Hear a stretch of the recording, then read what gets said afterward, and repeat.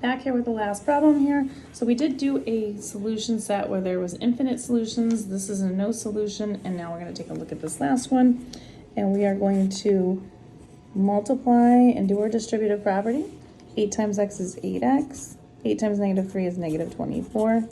Now, this negative outside of this means that there's no number here, so we are just going to apply that to everything inside of our parentheses. Negative x is what this one gives me. Negative times a positive is negative x.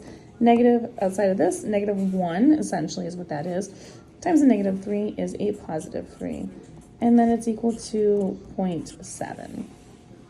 Okay, we look at these. We do see some things that we can condense. We can subtract this x here from this 8x. And when I do that, I'm with 7x.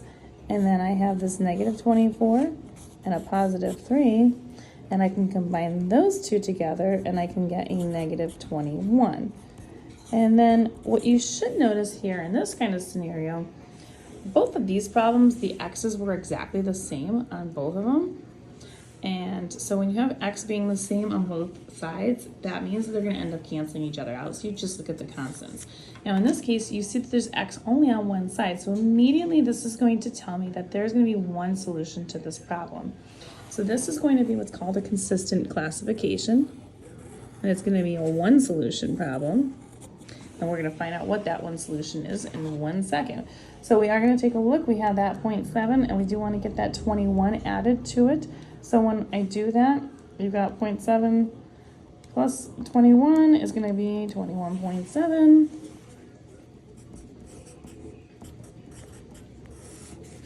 And then our last step is to get that x by itself. So we will divide both sides by that 7.